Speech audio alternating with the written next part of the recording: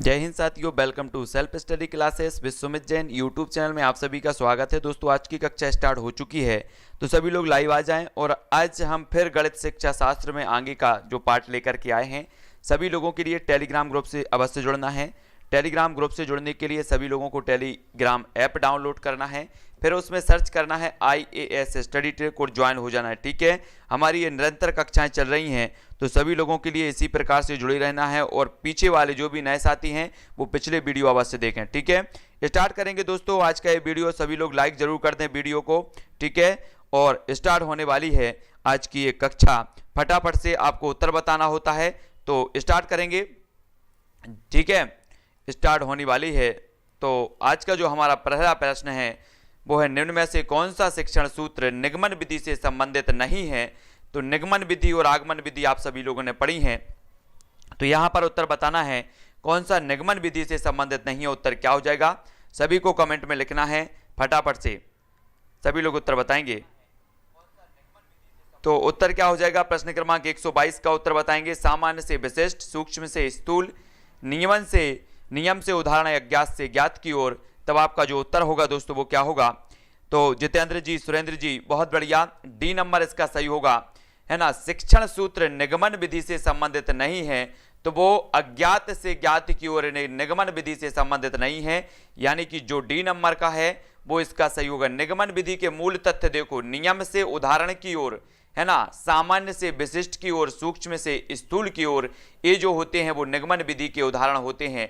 ये इस प्रकार से आपको याद रख लेना है। आगमन और निगमन विधि सभी लोगों को पढ़ना है। ठीक है, तो निगमन विधि में क्या होता है, नियम से उदाहरण की ओर, सामान्य से विशिष्ट की ओर, सूक्ष्म से स्थूल की ओर, ये क्या है, निगमन विधि है। ठीक है, निम्न में से कौन सा परियोजना विधि का मुख्य सिद्धांत नहीं है। तब हमें उत्तर बताना है, सभी लोग उत्तर बताएंगे, फटाफट से बताएंगे। साथ सही लोग, आपका जो परियोजना विधि का मुख्य सिद्धांत नहीं है, करके सीखना, जीवन से सीखना, विद्यार्थियों के सहयोग एवं साहचर्य से सीखना, या फिर रटकर याद करना। तब आपका उत्तर क्या हो जाएगा, 123 का सभी लोगों को बताना है। सभी को जय हिंद, सभी को गुड आफ्टरनून, सभी लोग जल्दी जल्दी से उत्तर बताना है। उत्तर क्या होगा, मोस्ट इंपॉर्टेंट है। तो कौन सा परियोजना विधि का मुख्य सिद्धांत नहीं है, तब आपका उत्तर क्या हो जाएगा। तो सभी लोगों ने जो उत्तर बताया है, कुछ लोग बता रहे हैं डी, बहुत बढ़िया, डी आंसर बिल्कुल सही है। आप लोगों का परियोजना विधि का मुख्य सिद्धांत नहीं है, तो रटकर याद करना ये नहीं है, तो याद रख लेना हमें। ठीक है, परियोजना विधि बाल केंद्रित व स्वयं करके सीखने की विधि है, जो दैनिक जीवन से संबंधित होता है। इसमें बहुत सारे विद्यार्थी मिलकर कार्य करते हैं तथा स्वतंत्र चिंतन करते हैं। इस विधि के जन्मदाता माने जाते हैं किलपैट्रिक। अगर आपसे पूछा जाएगा, क्या पूछा जाएगा कि ये जो विधि है, कौन सी विधि, परियोजना विधि, परियोजना विधि के जो जन्मदाता माने जाते हैं वो कौन माने जाते हैं, तो किलपैट्रिक महोदय माने जाते हैं। ये चीज आपको याद रख लेनी है। अगला प्रश्न है, आगमन विधि निम्न में से किसके लिए उपयुक्त है। तब आपको उत्तर बताना है। प्रश्न क्रमांक 124 का सभी लोग उत्तर बताएंगे। आगमन विधि किसके लिए उपयुक्त है, सूत्र स्थापित करने के लिए, सवाल को सूत्र द्वारा हल करने के लिए, सवाल को समझने के लिए, या फिर सवाल को बनाने के लिए। तब आपका उत्तर क्या हो जाएगा, 124 का उत्तर सभी लोगों को बताना है। ये मोस्ट इंपॉर्टेंट है, तो जल्दी से बताओ आगमन विधि निम्न में से किसके लिए उपयुक्त है। तब आप सभी का जो उत्तर आ रहा है, कुछ लोग सी बता रहे हैं, कुछ लोग बी बता रहे हैं, उत्तर हो जाएगा ए। ए मतलब सूत्र स्थापित करने के लिए आगमन विधि, सूत्र स्थापित करने के लिए आगमन विधि का प्रयोग किया जाता है। इसकी क्रिया विधि विशेष से सामान्य की ओर प्रवृत्त होती है, विशेष से सामान्य की ओर प्रवृत्त होती है, जबकि निगमनात्मक विधि सामान्य से विशेष की ओर। याद रख लेना, निगमनात्मक विधि जो है वो सामान्य से विशेष की ओर, और जो आगमन विधि है वो विशेष से सामान्य की ओर होती है। तो ये चीज आपको याद रख लेनी है। अगला हमारा क्वेश्चन है दोस्तों, और खेल विधि के जन्मदाता कौन है। तब हमें उत्तर बताना है। 125 का उत्तर सभी लोग बताएंगे। खेल विधि के जन्मदाता फ्रॉबेल, मॉन्टेसरी, डाल्टन, या फिर सिगमंड फ्रायड। तब उत्तर क्या होगा, सभी लोगों को आंसर बताना है। खेल विधि के जो जन्मदाता माने जाते हैं वो कौन माने जाते हैं। तब सभी लोगों ने उत्तर बताया है। अधिकांश लोगों के उत्तर आ रहे हैं ए, बहुत बढ़िया। ए नंबर का जो खेल विधि के हैं वो फ्रॉबेल माने जाते हैं, विकल्प नंबर ए इसका सही हो जाएगा। ठीक है, बहुत बढ़िया। अगला क्वेश्चन देख लेते हैं। गणित वह भाषा है जिससे परमेश्वर ने संपूर्ण जगत या ब्रह्मांड को लिख दिया है, यह कथन किसका है। मोस्ट इंपॉर्टेंट है, 126 का आंसर सभी लोगों को बताना है। गणित वह भाषा है जिससे परमेश्वर ने संपूर्ण जगत या ब्रह्मांड को लिख दिया है, ये जो कथन है वो किसका है। सभी का आंसर आने चाहिए, जल्दी से सभी लोग आंसर बताएंगे। क्या हो जाएगा आपका, गैलीलियो, प्लेटो, रसेल, या फिर हैमिल्टन। तो आपका उत्तर क्या होगा, जल्दी से उत्तर हमें बताना है। फटाफट से सभी लोग लिखेंगे। 4 विकल्पों में से एक विकल्प का चयन सभी को करना है और 4 में से जल्दी से बताओ, तब आपका उत्तर हो जाएगा गैलीलियो ने कहा है कि गणित वह विषय है जिसमें परमेश्वर ने संपूर्ण जगत या ब्रह्मांड को लिख दिया है। तो आप सभी को याद रख लेना है, ये गैलीलियो महोदय का कथन है। ठीक है, अगला क्वेश्चन देख लेते हैं दोस्तों। गणित के सूत्रों की स्थापना हेतु उपयुक्त विधि कौन सी है? सूत्रों की स्थापना हेतु उपयुक्त विधि हमें बताना है, तब आपका उत्तर क्या हो जाएगा, जल्दी से उत्तर बताओ। सभी लोग उत्तर बताएंगे। आपका पहला जो विकल्प है वो है निगमन विधि, दूसरा योजना विधि, संश्लेषण या इनमें से कोई नहीं। तो आपका जो उत्तर होगा वो क्या होगा, मोस्ट इंपॉर्टेंट है, इसलिए सभी को बताना है। तो जल्दी जल्दी से कमेंट में लिखेंगे उत्तर क्या हो जाएगा, तो जल्दी बताओ। तब आपका उत्तर हो जाता है 127 का क्या होता है, जल्दी से हमें बताना है कि जो गणित के सूत्रों की स्थापना हेतु उपयुक्त विधि मानी जाती है वो कौन सी मानी जाती है। तब आपने बताया है, क्या बताया है, ए मतलब निगमन विधि। इस विधि द्वारा गणितीय सूत्रों की स्थापना आसानी से की जाती है। सभी लोगों को याद रख लेना है। ठीक है, ये बहुत ही इंपॉर्टेंट है ना। निगमन विधि के बारे में हम बिल्कुल पढ़ रहे हैं निरंतर। अगला जो क्वेश्चन है वो क्या है, शिक्षण की एक विधि जिसमें विद्यार्थी स्वयं अन्वेषक के रूप में कार्य करते हैं तथा समस्याओं का समाधान करते हैं, वो विधि कौन सी है, जल्दी से कमेंट में लिखना है। 4 विकल्प हमारे सामने मौजूद हैं, 4 में से एक का चयन करना है। उत्तर क्या हो जाएगा, 128 का उत्तर हमें बताना है। सभी लोग उत्तर बताएंगे, उत्तर क्या होगा, मोस्ट इंपॉर्टेंट है, इसलिए जल्दी जल्दी से उत्तर बताना है।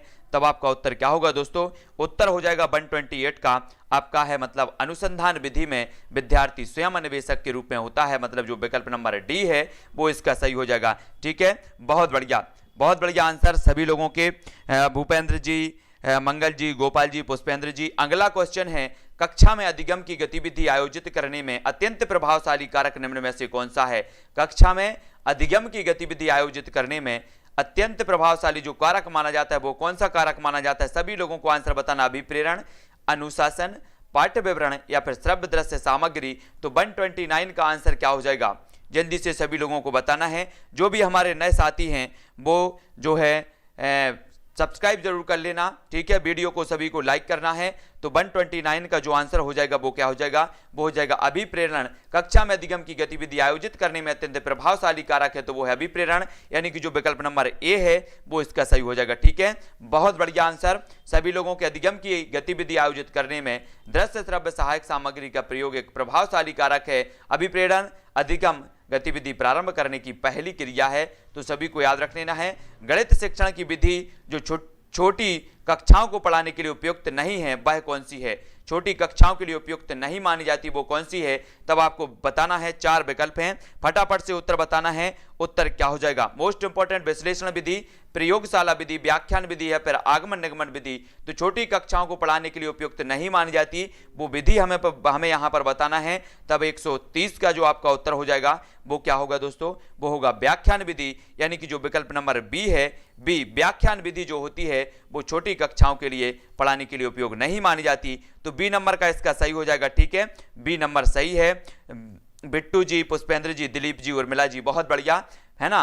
व्याख्यान जो विधि है अमनोवैज्ञानिक तथा शिक्षक केंद्रित विधि है, यह बाल केंद्रित शिक्षण प्रणाली नहीं है, अतः छोटी कक्षा में गणित शिक्षक हेतु अनुपयुक्त मानी जाती है व्याख्यान विधि, है ना। रोमन पद्धति में 98 को क्या लिखा जाएगा, सभी लोग बताएंगे रोमन पद्धति में 98 को क्या लिखा जाएगा।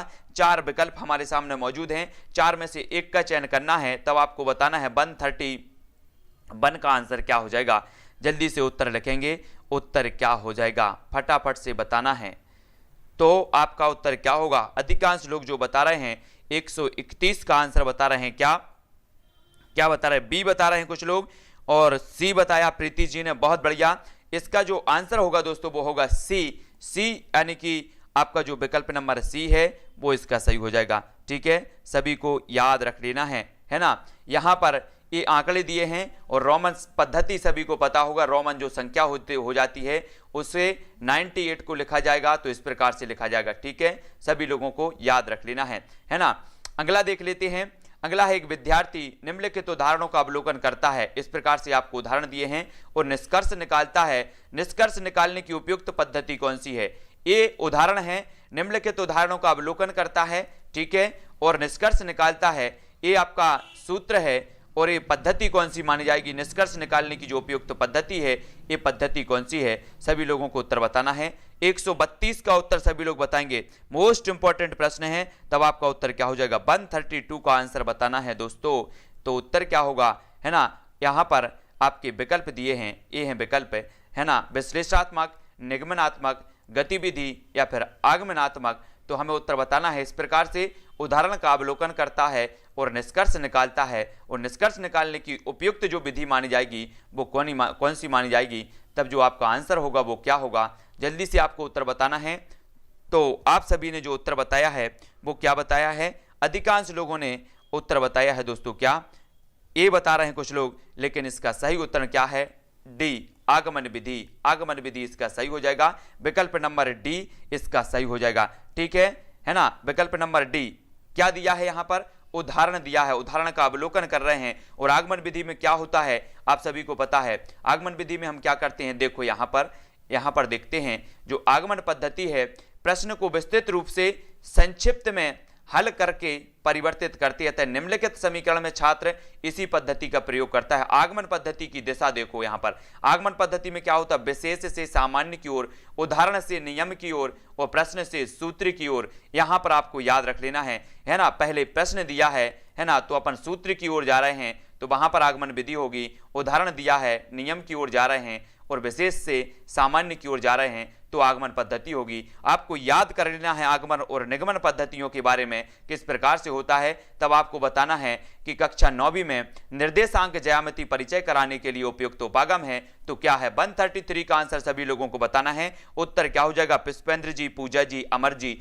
उत्तर बताना है 133 का। सभी लोगों का आंसर आएगा प्रौद्योगिकी समाकलन का उपयोग करते हुए निर्देशन, समस्या समाधान, व्याख्यान पद्धति या भूमिका निर्वाह, रोल प्ले। तब आपका 133 का आंसर क्या हो जाएगा, सभी लोगों का आंसर आनी चाहिए 133 का जो आंसर हो जाएगा दोस्तों कि कक्षा 9वीं में निर्देशांक ज्यामिति परिचय कराने के लिए उपयुक्त उपागम है तो वो है समस्या समाधान, यानी कि जो विकल्प नंबर बी है वो इसका सही हो जाएगा, बी नंबर का सही है। कक्षा 9वीं में निर्देशांक ज्यामिति परिचय कराने के लिए कक्षा 9 में ज्यामिति संबंधित प्रश्नों की समस्याओं का समाधान कराना एक अधिक प्रभावशाली उपागम है, क्योंकि कक्षा 9वीं में छात्रों को प्रश्नों के हलों की वैकल्पिक विधि का ज्ञान लगभग हो जाता है। तो याद रख लेना है, कक्ष में गणित की भाषा विकसित करने के लिए 4 चरण इस क्रम में हैं। गणित की भाषा विकसित करने के लिए ये 4 चरण हैं, तो 4 चरण में से जो है हमें बताना है कि कौन सा चरण उपयुक्त है।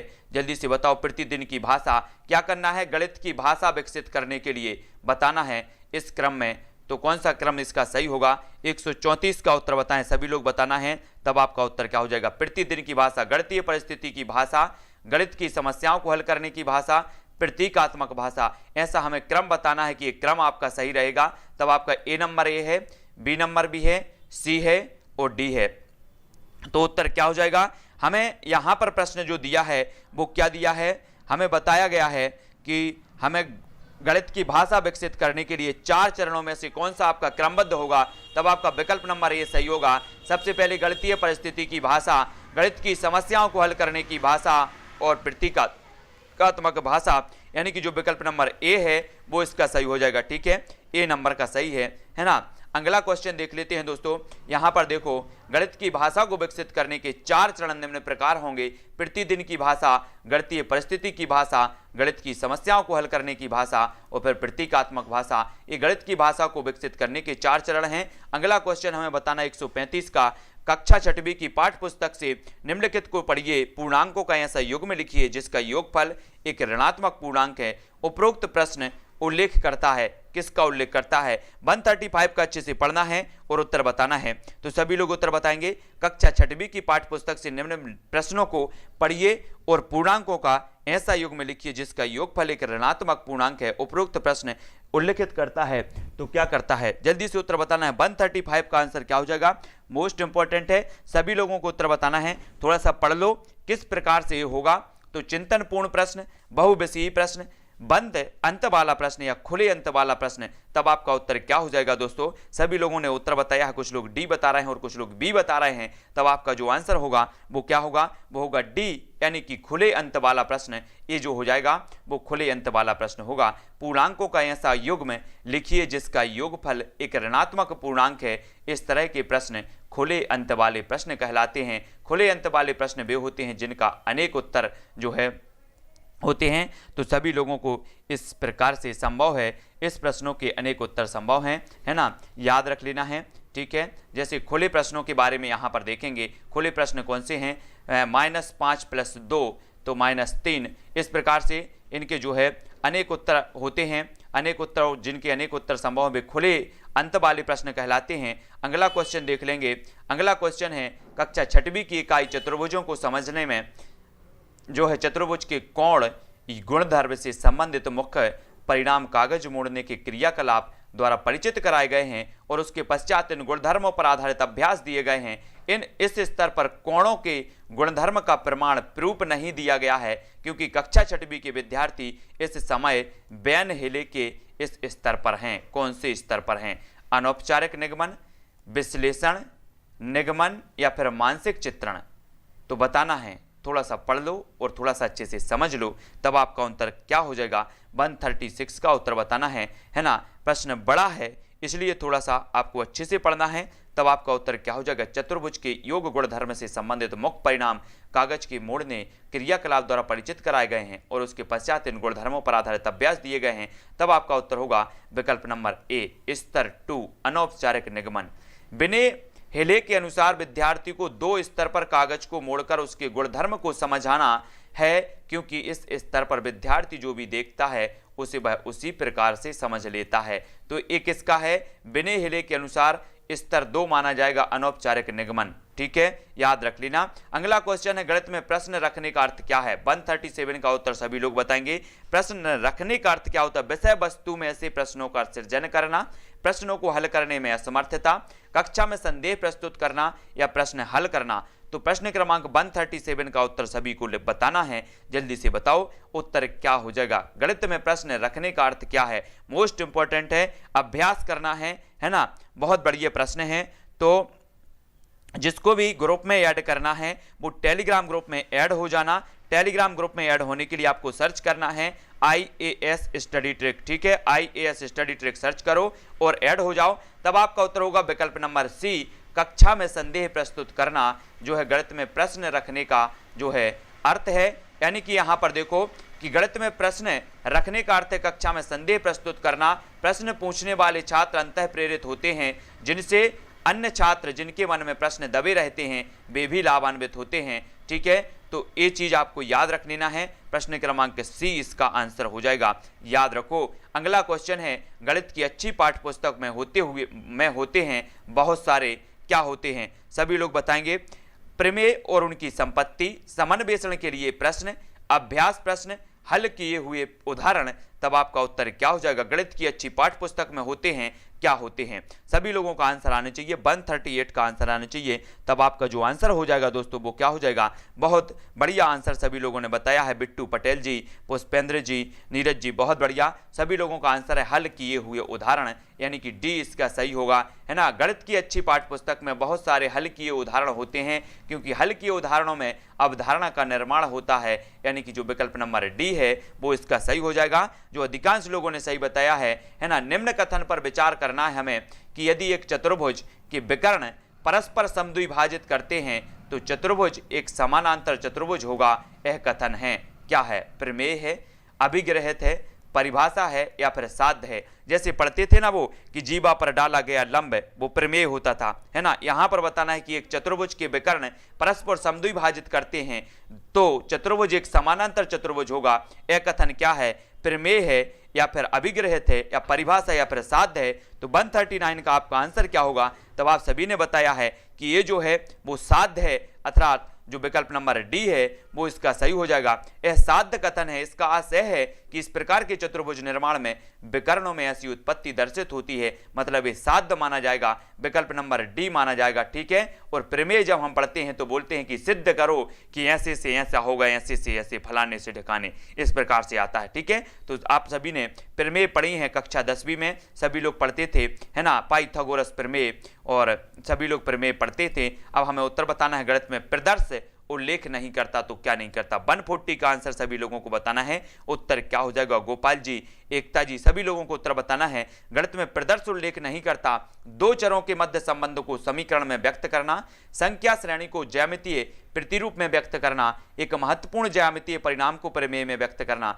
या दिए गए आंकड़ों को आलेख द्वारा व्यक्त करना। तो गणित में प्रदर्श उल्लेख नहीं करता तो क्या नहीं कर सकता, सभी लोगों को उत्तर बताना है। तो उत्तर हो जाएगा सी, यानी कि एक महत्वपूर्ण ज्यामितीय परिणाम को प्रमेय में व्यक्त करना। ए नंबर का, सी नंबर का इसका सही हो जाएगा। ए प्रदर्श उल्लेख नहीं करता, है ना, ज्यामितीय परिणाम के आधार पर नियम बनाना, प्रमेय में व्यक्त करना प्रदर्शन विधि का उदाहरण नहीं है, वरन यह निगमन विधि का उदाहरण है। तो सभी लोगों को याद रख लेना है। अगला क्वेश्चन दोस्तों क्या है कि तकनीकी पर आधारित खेलों जिनमें संख्याओं के गुणनखंड या द्विआयामी आकृतियों को जोड़कर नई आकृति बनाना आदि होता है, इनका प्रयोग विद्यार्थियों की संख्यात्मक दक्षता और परिकलन दक्षता को बढ़ाता है। इनका प्रयोग विद्यार्थियों को गणित की प्रयोगशाला में व्यस्त रखने में शिक्षक की सहायता करता है। इनका प्रयोग विद्यार्थियों में अवधारणाओं को समझने की क्षमता में वृद्धि करता है, ताकि वे अपनी योग्यता के अनुसार अन्वेषण, परीक्षण और जो है निष्कर्ष करने के कारण कुशल हों। या फिर इनका प्रयोग शिक्षक द्वारा विद्यार्थियों के गणित प्रदर्शन का मूल्यांकन करने में सहायता करता है। तब आपको उत्तर बताना है। प्रश्न क्रमांक हमारा 141 है, और 141 का जो आंसर सभी लोगों ने बताया है वो सी बताया है। कोई बात नहीं, अगर आपसे नहीं भी बन रहा है दोस्तों तो आप एक अभ्यास कर रहे हो। आने वाले जो भी प्रश्न होंगे या जब हमारी मैराथन क्लास होगी तब आपसे इस प्रकार के क्वेश्चन आपसे बनने चाहिए। यानी कि सी नंबर इसका जो बताया है सभी लोगों ने कि विद्यार्थियों में अवधारणा को समझने की क्षमता में वृद्धि करता है, ताकि वे अपनी योग्यता के अनुसार अन्वेषण, प्रेक्षण, निष्कर्ष करने के कारण कुशल हो जाते हैं। बहुत बढ़िया आंसर, सभी लोगों ने बिल्कुल सही आंसर दिया है। याद रख लेना है, अन्वेषण विधि को और किस नाम से जाना जाता है, तो 142 का आंसर बताना है। दोस्तों छोटे छोटे आंसर सभी लोग कर जाते हैं, और बड़े आंसरों से डर करके कुछ लोग भाग जाते हैं और कुछ लोग गलत करके आते हैं। तब आप सभी को बहुत अच्छे से पढ़ना है, अन्वेषण विधि को और किस नाम से जाना जाता है। और आपने देखा होगा कि बड़े आंसर ज्यादातर पूछे जाते हैं, और बड़े आंसर को देख करके दिमाग चकरा जाता है जिनका अभ्यास नहीं होता है। तो आपको अभ्यास करना है, क्या है अन्वेषण विधि को और किस नाम से जाना जाता है, तब आपका आंसर क्या होगा। सभी लोगों ने जो उत्तर बताया है वो बताया ह्यूरिस्टिक विधि, यानी कि जो विकल्प नंबर सी है वो इसका सही हो जाएगा। बहुत बढ़िया आंसर। अन्वेषण विधि को ह्यूरिस्टिक विधि अथवा खोज विधि के नाम से जाना जाता है। इसके प्रवर्तक आर्मस्ट्रांग थे। यह एक बाल केंद्रित शिक्षा प्रणाली है जिसमें छात्र स्वयं खोजकर सीखता है। बहुत बढ़िया आंसर। अन्वेषण विधि को खोज विधि भी कहा जाता है, याद रख लेना है, ह्यूरिस्टिक विधि भी कहा जाता है। इसके आर्मस्ट्रांग जो है प्रवर्तक माने जाते हैं। ये चीज सभी को याद रख लेनी है। सरसों का पुष्प पढ़ाते हुए निम्नलिखित में सर्वाधिक उपयुक्त पद्धति कौन सी है। आप सरसों का पुष्प पढ़ा रहे हैं तो कौन सी पद्धति उपयुक्त मानी जाएगी। अवलोकन, क्षेत्र भ्रमण, व्याख्यान पद्धति या फिर चर्चा पद्धति, सभी को आंसर बताना है। तब आपका जो आंसर हो जाएगा दोस्तों वो क्या होगा, मोस्ट इंपॉर्टेंट है 143 का जो आंसर होगा। सभी लोगों का जो आंसर आ रहा है, कुछ लोग सी बता रहे हैं, कुछ लोग ए बता रहे हैं, और आपका जो आंसर हो जाएगा वो क्या हो जाएगा, वो हो जाएगा सी, यानी कि क्षेत्र भ्रमण पद्धति जो होगी वो सबसे उपयुक्त मानी जाएगी। तो ये चीज सभी को याद रख लेनी है। उपरोक्त में सरसों का पुष्प पढ़ने के लिए छात्रों में क्षेत्र भ्रमण के लिए जाना सबसे उपयुक्त माध्यम है। इसमें छात्रों में पुष्प के स्वभाव, आवास आदि की भी जानकारी हो सकेगी तथा विषय बहुत रुचिकर हो सकेगा। तब हमारा अगला प्रश्न है, निम्न में से कौन सी क्रिया आधारित शिक्षण विधि नहीं है। तो क्रिया आधारित कौन सी नहीं है, सभी को बताना है। सोनम जी, प्रीति जी, पूनम जी, भूपेंद्र जी, सभी लोगों का आंसर आने चाहिए। निम्न में से कौन सी क्रिया आधारित शिक्षण विधि नहीं है, तो क्रिया आधारित बताना है। तब आपका आंसर क्या हो जाएगा, 144 का सभी लोगों को उत्तर बताना है। तो आपका जो आंसर होगा दोस्तों वो क्या हो जाएगा, क्रिया आधारित विधि नहीं है तो वो नहीं है व्याख्यान विधि, है ना। ये जो है व्याख्यान विधि बाल केंद्रित विधि नहीं होती और क्रिया आधारित विधि नहीं होती, ये शिक्षक केंद्रित विधि होती है। तो याद रख लेना, विकल्प नंबर जो डी है वो इसका सही हो जाएगा। ठीक है, बहुत बढ़िया। आंसर सभी लोगों के आए हैं। अगला क्वेश्चन देख लेते हैं। अगला जो क्वेश्चन है दोस्तों वो क्या है, सामान्य से विशेष की ओर का सिद्धांत लागू होता है तो निगमन विधि में, संश्लेषण विधि में, आगमन विधि में या विश्लेषण विधि में। पहले हम पढ़ चुके हैं, आगमन भी पढ़ लिया है और निगमन भी पढ़ लिया है, दोनों पढ़ लिया है। अब आगमन में बताना है आपको या निगमन में, तो ये तो कन्फर्म है सामान्य से विशेष की ओर दो में से किसी में होता है, तो आपको बताना है 145 का उत्तर क्या हो जाएगा। तब आपका जो आंसर आ रहा है वो क्या आ रहा है, कुछ लोग ए बता रहे हैं, कुछ लोग बी बता रहे हैं, कुछ लोग अभी भी कंफ्यूजन है, तो आगमन और निगमन विधि को थोड़ा सा अच्छे से पढ़ना है। इसका आंसर हो जाएगा ए।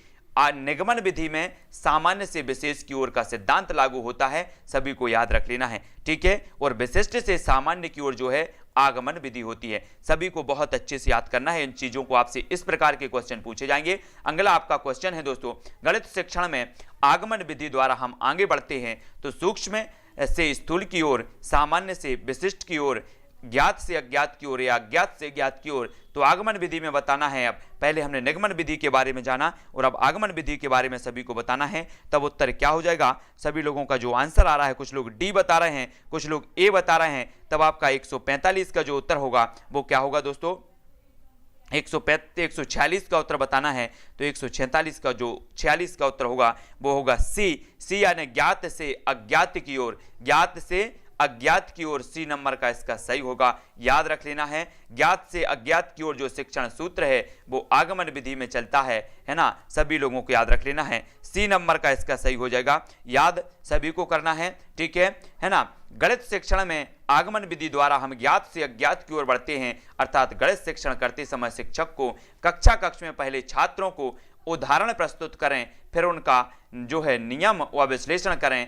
कह सकते हैं कि उदाहरण से नियम की ओर ये आगमन विधि का जो है माना जाता है। तब आपको 147 का उत्तर बताना है, क्या हो जाएगा। गणित शिक्षण की स्वयं सिद्ध विधि में कौन सी विधि सम्मिलित नहीं है, तो 147 का आंसर सभी लोगों को बताना है। ममता जी, पूजा जी, गोपाल जी, सुरेश जी, सभी का आंसर आना चाहिए। गणित शिक्षण की स्वयं सिद्ध विधि में कौन सी विधि सम्मिलित नहीं है, तो 147 का उत्तर क्या हो जाएगा। और सभी लोगों को वीडियो को लाइक जरूर करना है, जितने लोग भी, अगर 5% भी आपको सीखने को मिल रहा है तो बिना लाइक करे किसी को नहीं जाना है, सभी लोगों को लाइक जरूर करना है। गणित शिक्षण की स्वयं सिद्ध विधि में कौन सी विधि सम्मिलित नहीं है, तब आपका 147 का आंसर क्या हो जाएगा। आप सभी ने बताया है कि जो अनुवांशिक विधि है ये स्वयं सिद्ध विधि में सम्मिलित नहीं होती, यानी कि जो विकल्प नंबर सी है वो इसका सही हो जाएगा, ठीक है। बहुत बढ़िया, आनुवांशिक विधि गणित शिक्षण की स्वयं सिद्ध विधि में सम्मिलित नहीं है, याद रख लेना है। अगला क्वेश्चन है, गणित में प्रति चित्रण के लिए निम्नलिखित कथनों में कौन सा कथन सत्य नहीं है, तो प्रति चित्रण के लिए हमें उत्तर बताना है,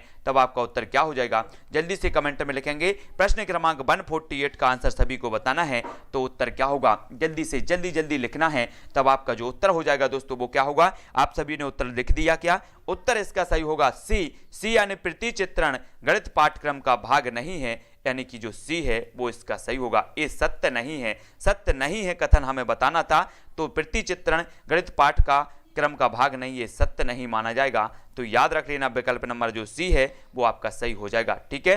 अगला क्वेश्चन देख लेते हैं, 2 अंकीय संख्या को दूसरी 1 अंकीय या 2 अंकीय संख्या से गुणा करने की प्रक्रिया को समझने के लिए निम्नलिखित में से कौन सी पूर्व जानकारी होना आवश्यक है। यहां पर क्वेश्चन थोड़ा अच्छे से पढ़ लो। 2 अंकीय संख्या को दूसरी 1 अंकीय या 2 अंकीय संख्या से गुणा करने की प्रक्रिया को अगर हमें समझना है तो निम्न में से कौन सी पूर्व जानकारी होना आवश्यक है। योग का क्रम विनिमय गुण, गुणन का क्रम विनिमय गुण, गुणन योग पर वितरण के रूप में, गुणन विभाजन के प्रतिलोम के रूप में, तब 149 का आंसर क्या हो जाएगा जल्दी से उत्तर बताएंगे। उत्तर क्या होगा, सभी लोगों ने समझ लिया, तो उत्तर इसका सही हो जाएगा दोस्तों कि वो क्या हो जाएगा सी। बहुत बढ़िया, गुणन योग पर वितरण के रूप में, यानी कि जो सी नंबर का है वो सही हो जाएगा। मोस्ट इंपॉर्टेंट, और सभी का आंसर सही आ रहा है, बहुत बढ़िया आंसर। गुणन योग पर वितरण के रूप में आपका ज्ञान होना चाहिए, ठीक है, सभी लोगों को याद रख लेना है।